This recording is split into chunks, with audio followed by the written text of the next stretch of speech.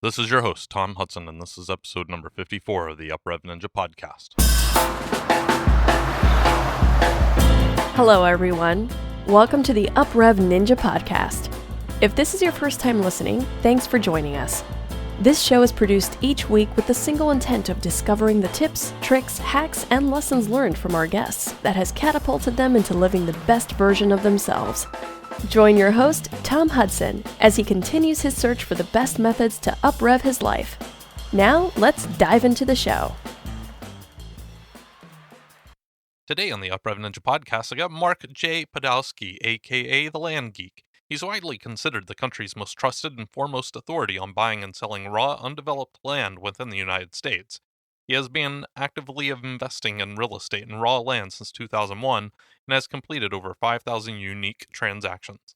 Mark's company, Frontier Equity Properties LLC, is an A-plus rated Better Business Bureau real estate company. Mark has achieved this level of success largely due to his core business philosophy, happy customers guaranteed. Mark is a host of one of the top-rated podcasts in the investing category on iTunes, aptly titled The Best Passive Income Model. He is also the host of the Land Geek podcast, Work Smart, Even More, Learn How. Hey, welcome to the UpRev Ninja podcast. Today I've got Mark Podolsky with me. How are you doing today, Mark? Tom Hudson. I would say that pulse is normal, respiration's fine. I'm rocking the treadmill desk, and I'm just so honored and privileged to be able to spend some time with you on your podcast. So thank you so much. Hey, no problem, man. I'm excited to talk to you. I mean, you're doing exactly what I think a large number of my audience members are out there trying to do or wondering how to get there. So, with no further ado, who are you and what is it that you do? So I'm a professional land investor. I've done over 5,000 land flips since 2001. And what I basically do is, and I've got a podcast called the Best Passive Income Model Podcast. I make the argument I have the best passive income model. So essentially what I do is, let's say, Tom, you're living in what part of the country again? About an hour north of Boston in New Hampshire. Okay, so an hour north of Boston in New Hampshire. And let's say that I'm looking at people that own property in Texas. And Okay. all of a sudden I see, oh my gosh, Tom Hudson owes $200 in back taxes on this half-acre parcel in Texas. Right. So what I'll do is I'll get that list, and then I will look at the comparable sales for the last 12 to 18 months. And let's say that those half acres have been selling around $10,000. Well, what I'll do is I'll divide by 4, and that gives me the Warren Buffett 300% margin of safety. Right. And I'll send you an actual offer for your property of $2,500. Right? Well, you're in, New Hampshire. You're never going to go probably look at that half-acre parcel. You have no emotional connection to it. So 3 to 5% of people actually accept this quote-unquote top dollar offer. Then we go through the normal due diligence, make sure that you actually own the property, the back taxes aren't onerous, they're not more than $200, that there's no liens or encumbrances on the title chain is clear, there's something compelling about the property, no one's dumping on the property, all this good stuff through due diligence. We have a little checklist.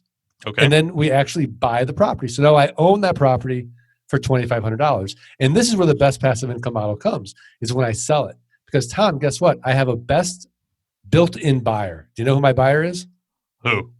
The neighbors. That's so the neighbors. Yeah. So I go ahead and I send out neighbor letters and say, look, it's like the fear of missing out. Before I go to the open market with this, you got first crack. I've done that when I've sold real estate. Yeah, see? And then, so now if the neighbors pass for whatever reason, then we'll go to our buyers list. These are people that have already indicated to us that they're interested in buying raw land. And then if they pass, we'll go to a little website you probably never heard of called Craigslist. Oh, yeah. And we'll use software called postingdomination.com/the Land Geek. And I can automate with a press of a button about 128 ads. Wow. And then I can automate using that same program for Facebook buy-sell groups. So within 30 days, I'm going to sell that parcel. And the way I'm going to sell it is I'm going to get my money out on the down payment or within maybe 6 months of the down. Right? So I get $2,500 down, and then I'm just making a car payment. I'll make it irresistible. $449 a month at 9% interest, no penalty for prepayment for the next, let's say, 8 years, right? Right. And so now I've created a passive income stream of $449 but I don't have to deal with renters. I don't have to deal with rehabs, renovations, or rodents. Because I don't have to deal with the tenant, I don't have to worry about Dodd-Frank. I'm exempt. Same thing with the SAFE Act and RESPA. And so I make the argument, I shuffle paper and I make money. I don't deal with anything physical. It's scalable. I can do this from anywhere in the world. I've got clients who they're at over $5,000 a month now in passive income, and they quit their jobs and they're traveling the country. Wow. Doing the land business with their laptop. So you can do it from anywhere in the world.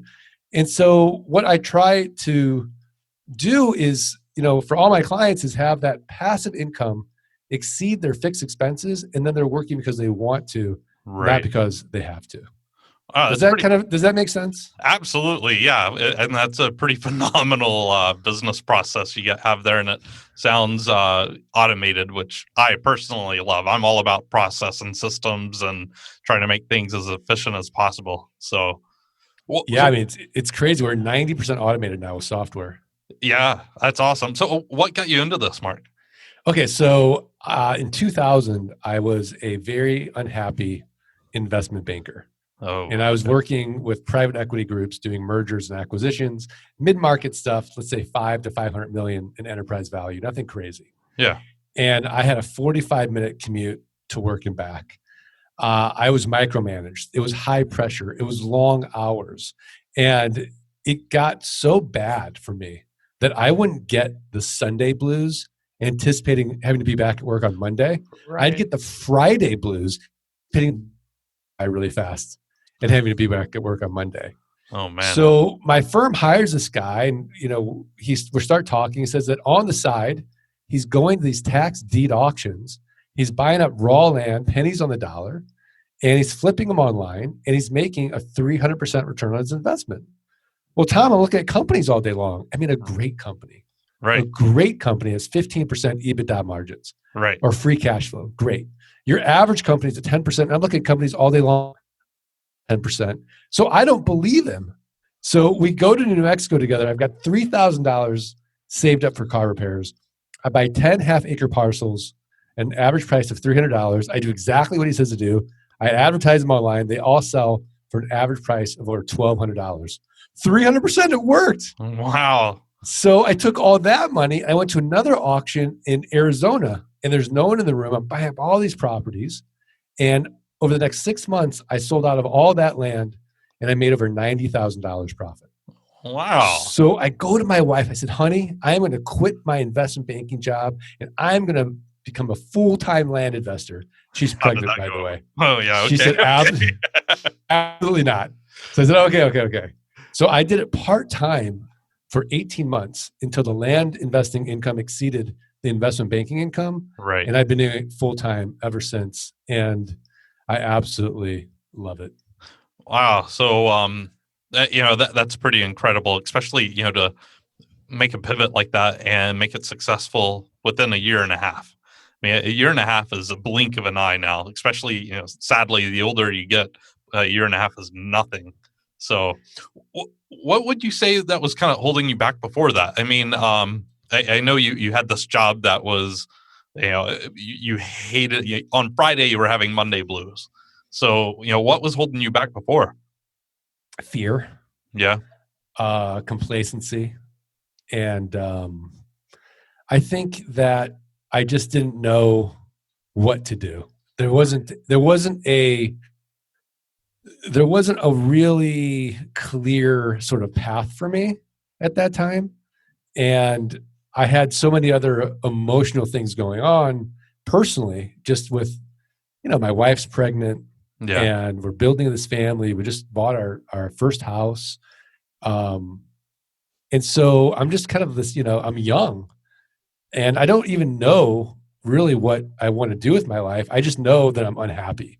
Right. And so, given the fact that I'm working this full-time job, that's, so sort of demanding, and then coming home and then trying to be present with my wife, that really wasn't something that I could really focus on really too much at that time until I saw this opportunity, and it all made sense to me based on other things that I'd done in my background in business, because it really got me out of something I called solo economic dependency, Right. which means if I'm not working, I'm not making any money. So I thought, well, even if this is a lark, even if it doesn't have any legs to it, right, it's still the best side hustle I can find. Right. And here's a passive income stream, and I don't have to do any maintenance to it. I don't have to protect anything.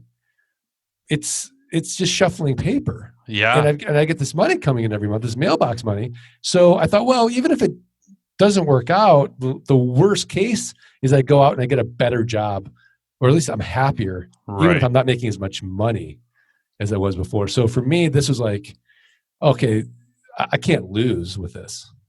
Well, I know M&A. I did M&A for about 4 to 5 years, but it was on the integration side. So it was after due diligence. I would go in and merge the two companies. And the money's good, but the hours and, just kind of morale at some points, because, you got two different cultures that you're trying to fuse together. I understand how that can be, not just disheartening, but it's a lot of time and hours. So it's awesome to see that you've been able to take that pivot. It's also kind of soulless in a sense. Like, what am I really doing with my life? I'm helping rich people become richer. Exactly. You're not helping yourself. Yeah. Yeah, exactly. I mean, sure, I could have been helping myself a little bit, but not. I really wasn't helping anyone else. Well, that's great. Impact their life. So, how has this changed your life now, Mark? I mean, when did you start this? You said 2001. So, So my baby, when I quit my job, my baby was about 6 months old. Okay.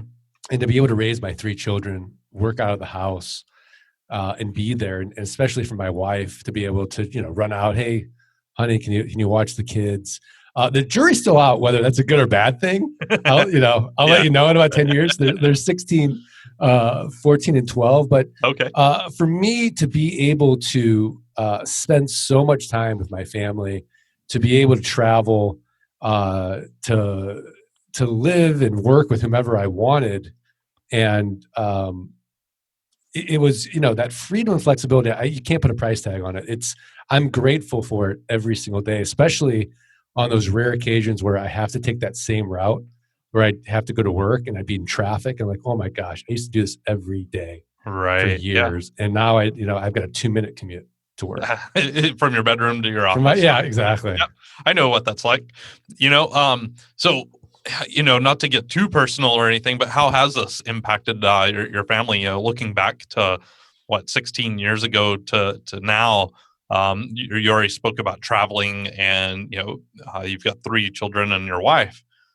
Things have to be a lot more positive and easier, and the energy's got to be better in the home. But how has that brought your family closer together? Well, I think the relationship with my wife is sort of the barometer for the family. So if my wife and I are getting along really, really well, the kids seem to be doing really, really well. And I always tell people there's like these 3 big buckets of stress in every relationship. It's money, it's sex, and the kids, right? And these are the 3 things spouses fight about the most. Well, that big bucket of stress called money has been eliminated in our life. Right. And as a result, I take Mondays off, I take Fridays off. And so I call them my terminal days. My wife hates when I say this, but it's the days that I actually spend. I don't take any calls. I don't really work. And my wife and I have breakfast. We have lunch. I pick up the kids from school. I take the kids to school. And it's like, okay, if I'm going to die that day, and I don't know when I'm going to die, but I assume if I don't survive that Monday, right, how would I want to spend that last day of my life? And it always is these very simple sort of relationship building activities. And that's what I do on Monday and Friday. And then the weekend, of course, is all about the kids. It's kind of their world and I'm living in it. But, so it's the ability to be able to deepen my relationships in a way that I would have never had that opportunity to, because I wouldn't have had the time or energy to do it, I think has made the largest impact for myself and my family. Wow, I really love that. And I understand why your wife isn't happy with what you call Monday and Friday, but I totally understand that. And I think that's great. A lot of people tend to, when they get this quote free time, they fill it with just more work and more to do. But you did the opposite. You invested it where it's more important to you and what's most important. And I think that's incredible. Wish more people would do that. As you have done that, what have you found? I mean, are you stressed in this job anymore, or what kind of tips do you do, or I'm sorry, habits do you do now to make sure that you're not getting back to that place of complacency? Well, I think gratitude is a huge thing for me. So I have a gratitude journal. I wake up every morning I write about the things that I'm grateful for. And I've been doing it very long, but I've been sort of experimenting with Stoic philosophy Yeah. and this negative visualization to sort of help with the gratitude practice. So before I kiss the kids goodnight for bed, it's really kind of morbid to think about, but I think, well, what would happen if they died in their sleep tonight? Right? It's a horrible thing to think about. But man, when they wake up in the morning, I am so happy to see them. Totally. Right? Yeah. And so I think about that with my life, my wife's life, and because we never know. And I think, gosh, we have so many examples of terrible random acts of violence, right? Yeah. Vegas being the most recent, where we just don't know when it's going to be our last day on earth. No. And so to be able to have that sort of appreciation and that gratitude and, this sort of deep internal feeling that, my gosh, life is short. It is so short. And the little things that we call stress and problems, in the big scheme of things, we don't really have any real stress or problems. I mean, right. Look, there's no plague. There's no famine. I'm not going off to war. My kids aren't going off to war. Life in and of itself it's the best time ever to be alive. It's like we won the lottery. And the fact that we even won the lottery, the fact that we're in this country, born in this country, is amazing. Right. I mean, we could have been born in Syria. Yeah. Myanmar, right? Yeah, I mean, we've won the lottery. And I think to squander that is and not live and not take risks and not live with passion every single moment is, just terrible. I think I'm just curious on the Stoicism, like Marcus Aurelius. And I think a modern day Stoic is Ryan Holiday. I had a pleasure of getting to know him. It's been like 5 years ago. I don't know if you're familiar with any of his work. Ego is the enemy. The obstacle is the way. Sure. Absolutely. Yeah. So, I think it's so funny talking to people that are kind of on this path of, trying to improve themselves. And I'm not saying Stoicism's like a pillar, but I'm definitely saying it's a commonality I think a lot of us have. And some of those morbid thoughts, I don't see them as morbid. I think people outside of potentially our circle would say that, but I think it definitely deepens the gratitude that you have, and it reprioritizes it. It almost brings you to center. Every day, when you look at the family or your loved ones in your life, and you're like, hey, if they're not here tomorrow, did I make today good enough? And yeah, absolutely. And I also sort of like the Zen Buddhist connection with Stoicism, where enjoy these wonderful things you have in life, but don't be attached to them. Right. And I think about that all the time. Like, okay, well, let's say I lost the companies, and let's say that I lost all my possessions. Like, what would I do? And could I still be happy? And I figured out a plan B. Like, I know what I would do now, and I know how I'd be happy. I would, I'd move to Newport Beach. I'd join a 24/7 gym. I'd still shower. I'd figure out ways to get some food. I'd sleep on the beach. It would be amazing. It would be, yeah. So why not take these huge risks? Like, what's the worst thing that can happen? I live in Newport Beach, and darn, and I'm in the ocean, and I'm, I'll figure it out. I'll go to the public library, and I'll start up again. It's funny. I lived out in San Diego, and I saw people that lived that life, and I was just like, man, wouldn't that be so nice? There's talking, you mentioned Las Vegas and country music, and it makes me remember of a Kenny Chesney song. I think it's called This Life, and it's about him going on to, I don't know, somewhere in Mexico or something like that. And basically, I love just the simplicity of his lyrics, but essentially he's talking about, this guy takes him out on a boat ride, and he comes back and he's like, yeah, I've got everything I need. I got my boat. After I take you fishing, I come back, I go to see my friends at the bar, have a cold beer, then go home to my wife and kids, and then I get to do it all again tomorrow. And he's going through the song, and at the end of the song, he's like, yep, I'm on my plane flying back to Tennessee, thinking about my Lexus and the Rolex on my wrist, and just like all this stuff, and it doesn't mean anything. And you don't need all this fancy stuff. You don't need anything. You just need food, water, and shelter. And nice weather is a bonus. Yeah, I mean, it's so true. And I hate when I see marketing with hot cognition points, and they're like showing their beautiful spouse to them on the beach on these, this luxury vacation, and then they're in front of their Ferrari, and then there's this massive 8,000 square foot home, and they're sort of, subtly saying, hey, look, if you just do what I do, you can have all these things. And I think what gets lost in that is that, get all those things and you're going to be miserable, right? Because now you've got these things to protect, you've got these things to maintain, and the personal overhead can be crushing. Yeah. Where, a simple life is amazing. Well, the goal so much less stressful.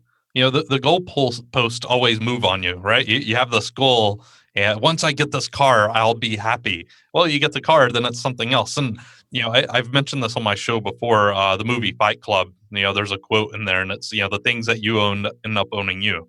Because you have that Ferrari. Well, now not only do you have the car payment, but now you've got this abnormal, insane insurance rate. Now you have to have you probably hopefully have a garage to put it in. So you've got that, and you just see, like you said, it's all this overhead. So tell me, Mark, what about, what do you do now to kind of continue plus wanting your life, to keep trying to grow and challenge yourself? Well, I love to read, and I love to start new companies. So I just started a software company that solves a huge pain point for myself and my business, and also helps my clients as well. It's called geekpay.io. It's a SaaS startup, software as a service. And what it does, it's a set it and forget it financial CRM. So let's say that you're paying me every month, right? For that piece of property. Well, it used to be that I'd have to spend my Sundays, inputting that payment, calculating the interest and principal. If you were late, emailing you a notification. If you were really late, I have to pick up the phone, like, Tom, where's my money? And chase you. So this automates all the notifications. It automates collecting of the payments via ACH. If the ACH, like the checkbook, fails, it takes the credit card payment on file, so we get multiple payments. And so developing that, because I'm not a software guy, has been really, really fun and challenging and interesting, and kind of going back into a startup. And the trials and tribulations of that have been really, really fun for me, and challenging, and at times, miserable, and at times, wow, look what we've built. Yeah, absolutely. No, and that's great. I mean, especially something that, you built it for yourself, but you can definitely, you'll have customers using that left and right. I can guarantee no one wants to deal with that hassle. So, And then on the side, I'm writing, I wrote a book. I'm still editing the book. So that's been really fun. Writing is hard, for sure. And then just deepening my deep work practice. Have you ever read the book Deep Work by Cal Newport? I have, yeah. Yeah. So I've got the attention span of a ferret on a double cappuccino. And I love my phone. I love checking email. I get this little dopamine hit because lots of good things are happening. So good things are happening in my email. It's like hard to stop checking it. So I took email off my phone. I took Slack off my phone. I took Facebook off my phone. Anything that I was obsessively checking, I took off my phone. I feel so much better. And now I'm getting more work done, and a deeper work. And so that's been like another sort of new project for me. And I got an electric bike. So now I'm biking in the mornings. I never used to bike. I got hit by a car when I was biking as a kid. Oh. And so I never biked. I was always a walker. Yeah. And so now I'm like, you know what? Why should I let that little childhood fear stop me? Right. So I bought a bike and a helmet, of course. And I've been biking, and I love it. So those are the things that I've been really doing for my growth and development. Oh, wow. That's great. Well, what about, is there something in your life right now that you kind of feel that's kind of behind the eight ball that you're working on, trying to bring it up? Well, definitely GeekPay. Yeah, for sure. Oh my gosh, it's endless. Yeah. And, breaking through the noise in a new market and all these other markets I can go after. I can go after used car dealers. I can go after plastic surgeons. I can go after the note business, private money people. I said all these verticals, and trying to break through and trying to figure out, well, how do I do this guerrilla marketing? I don't have a big, marketing budget. I can't just do a big commercial. Yeah. Right. I don't want to spend $100,000 on Facebook ads. So, trying to figure out how to break through and solve their problems and do it has been really tough. Really, really challenging. Well, how about just, overall balance? I mean, you answered this pretty succinctly earlier, and I love the answer, but, you've got multiple business ventures going, you've got your health that you're actually working on right now, and, family, 3 kids, how do you balance all of the stuff that's going on? Well, I time theme my days. Okay. So Mondays are terminal days. Yeah. Tuesdays are podcast days. So I just do all my podcast interviews because I've got the Art of Passive Income podcast. Yep. Which time you have to come on, we'll talk. So those days are all about just podcasting. Wednesdays are my meetings. So I work about 2 hours a week in the businesses.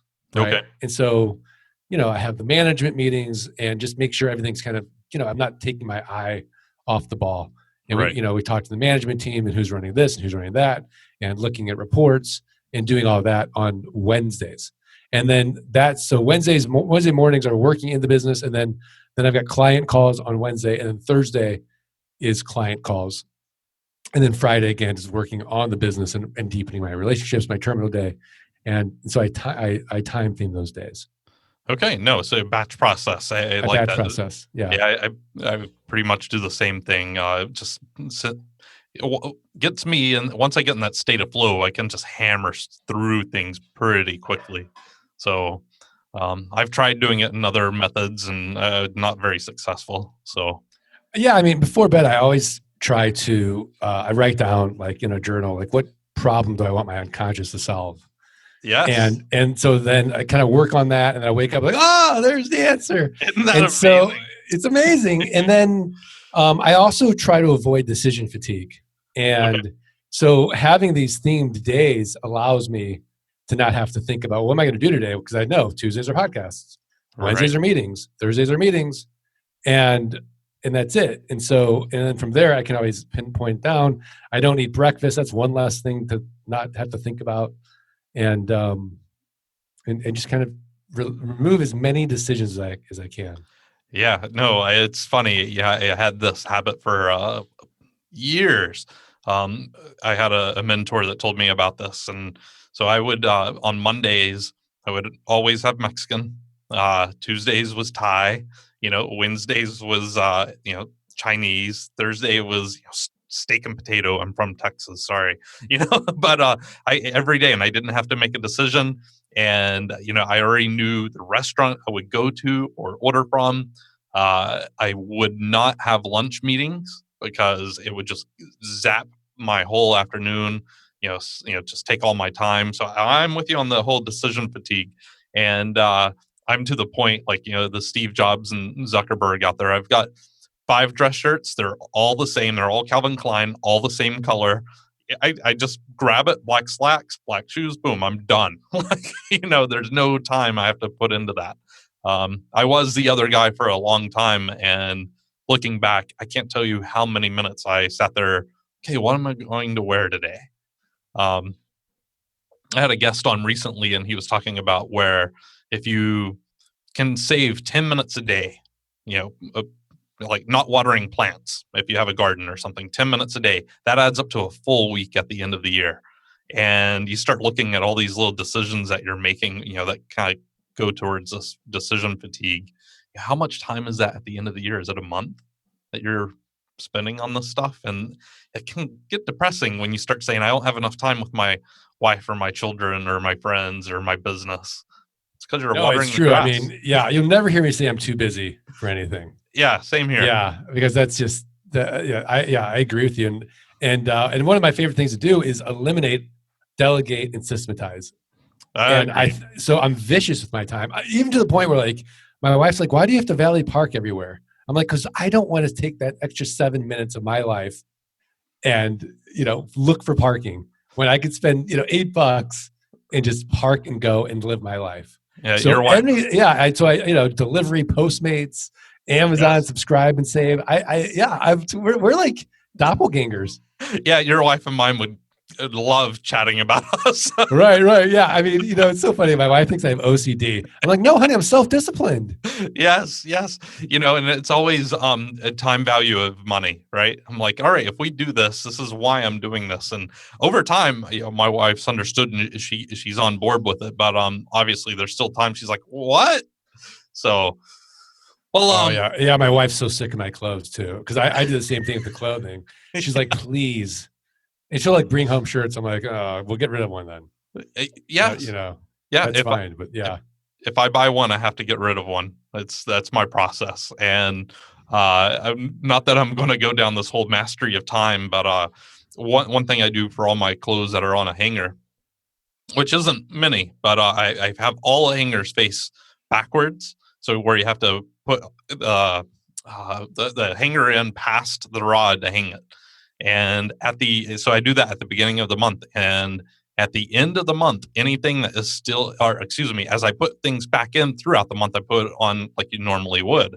Right. At the end of the month, anything is still facing backwards, I haven't worn in a month, so I don't like it. And that's how I got down to wearing the 5 shirts that I have now. Oh my gosh, that's brilliant. So I read the book, The Magic Joy of Tidying Up or something, Marie Kondo. Yes. So I did that, and I got down to like 2 pairs of pants and 5 shirts and 5 maybe like comfortable sort of t-shirts. Yeah. And my wife was furious.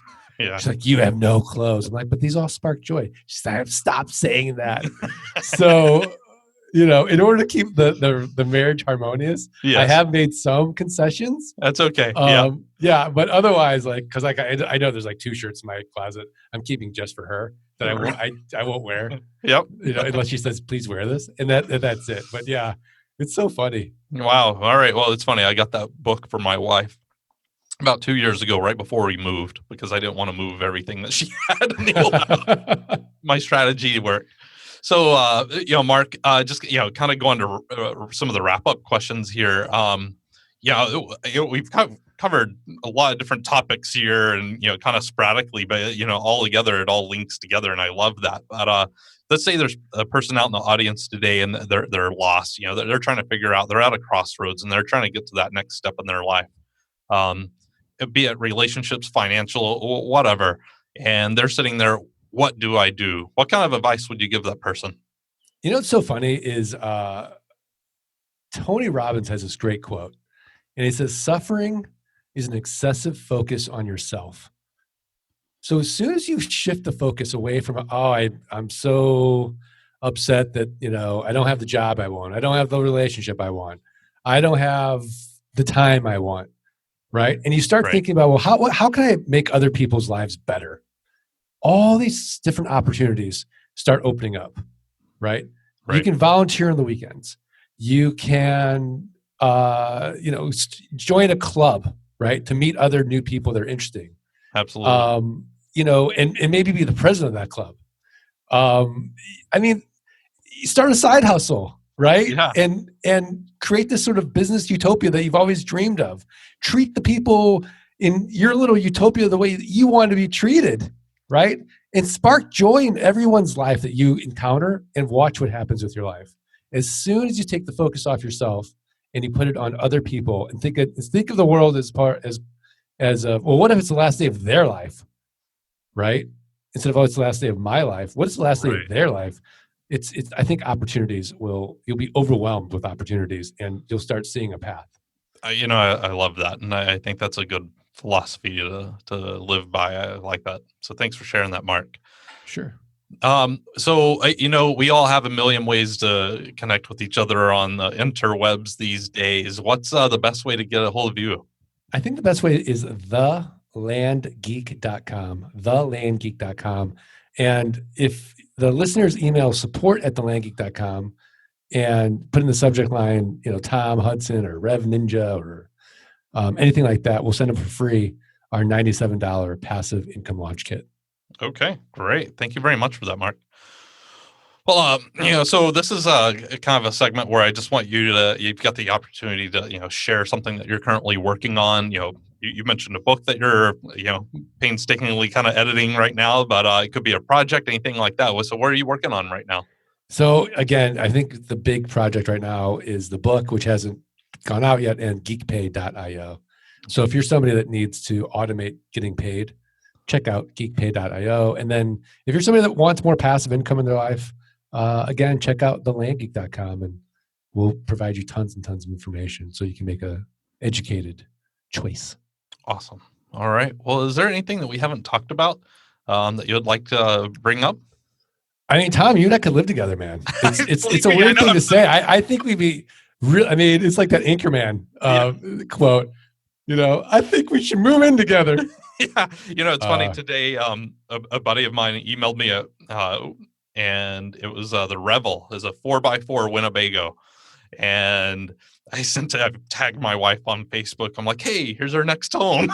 Because it's everything. It had a kitchen, it was solar, it was off the grid, it had a water tank.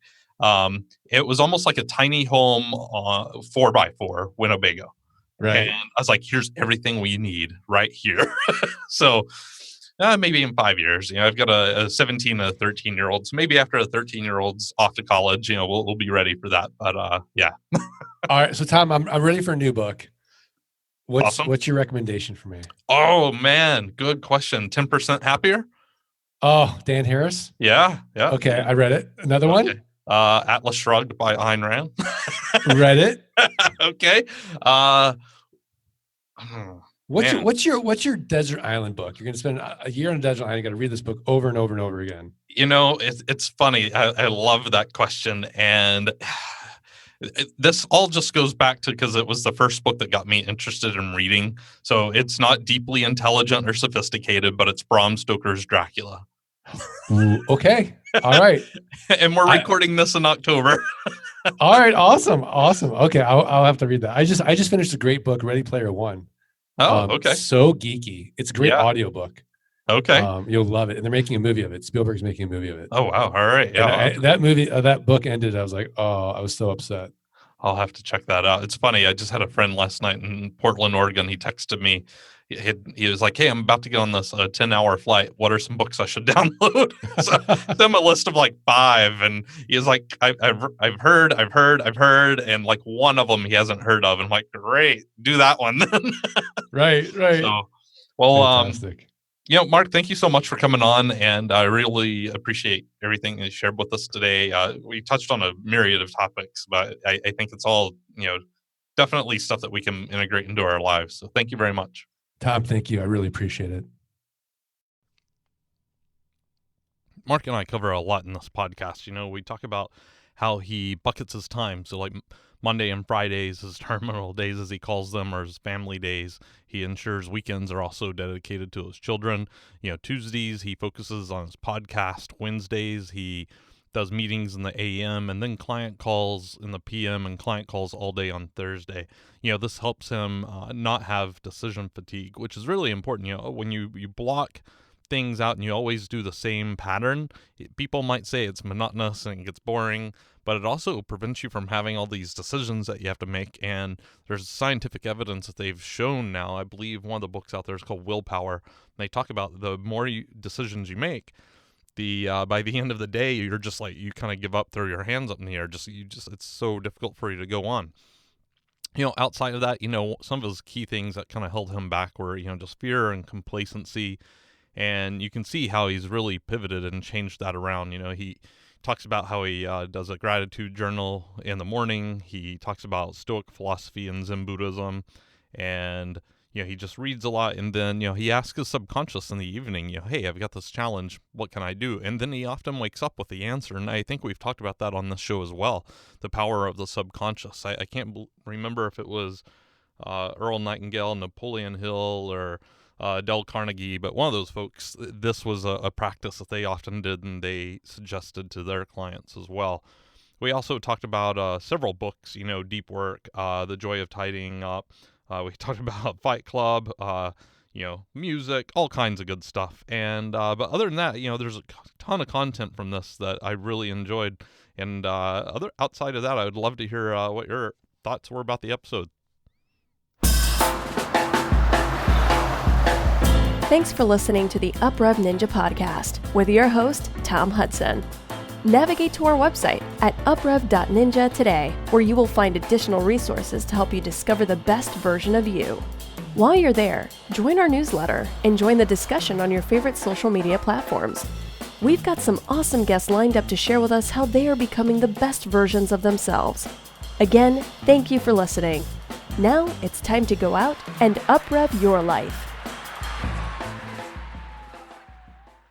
If you haven't, please head on over to iTunes and leave a 5-star review for the show. By doing so, this helps the show get noticed by more listeners and helps spread the word of how to discover the best version of yourself. Also, if you have any feedback about the show or a guest that you would like, please go to my website, https://uprev.ninja and contact me. This week's review comes from Showtime Killa.